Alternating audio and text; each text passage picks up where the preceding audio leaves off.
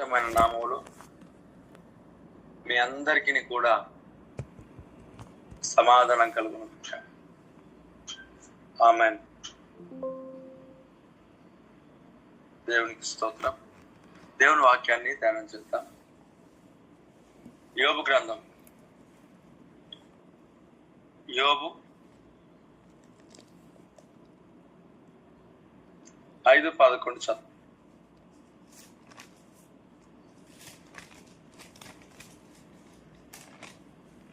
యోబు గ్రంథము 5:11.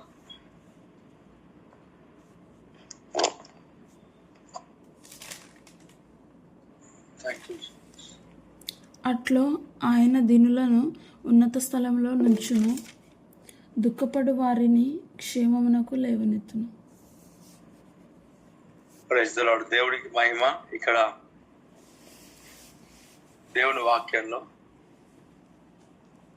దేవుడు ఆయన దీనులను ఉన్నత స్థలంలో ఉంచునంట. దీనులను ఉన్నత స్థలంలో ఉంచు. దీనులు నిజంగా దేవుని వాక్యం దీనత్వం గురించి చాలా రకాలుగా మనం వింటూనే ఉంటాం. దీనత్వం చాలా అవసరం.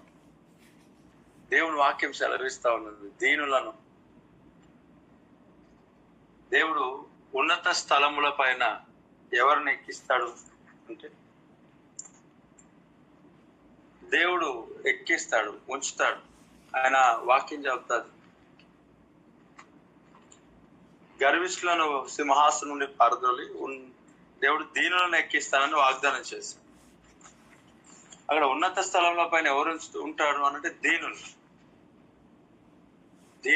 దీనత్వం కలిగిన వారు, తగ్గింపు కలిగిన వారు, గర్వం కపటం ఆ గర్వం లేనివారు. చూడండి, గర్వములతో ఉన్నవారితో విరవీగుతున్న వారిని అంట దేవుడు ఎక్కడికి పడేస్తాడు? సింహాసనం నుండి పారదోలుతాడు అంట. సింహాసనం నుండి పారదోలుతాడు. గర్విష్ఠులను పారదోలుతున్నాడు అంటే అర్థం ఏంటి? ఇంకా దీనులను ఎక్కిస్తున్నాడు. దీనులను ఎక్కిస్తున్నా అంటే అర్థం ఏంటి? గర్విష్ఠులను పారదోలుతున్నాడు. ఎక్కడి నుంచి పారదోలుతున్నాడు అంటే ఉన్నత స్థలముల మీద నుంచి పారదోలుతున్నాడు. ఉన్నత స్థలముల మీద ఎవరిని ఎక్కిస్తారంట? దీనులను ఎక్కిస్తారంట. మనము దీనత్వం కలిగి ఉండాలి. విర్రవీగి ఉంటే ఖచ్చితంగా కింద పడిపోతాం. విర్రవీగడం దేవుని చిత్తంగా, దేవుని యొక్క ఉద్దేశంగా. చాలా సందర్భాలు అపవాదిగాడు విర్రవీగేటట్లు చేస్తూ ఉంటాడు.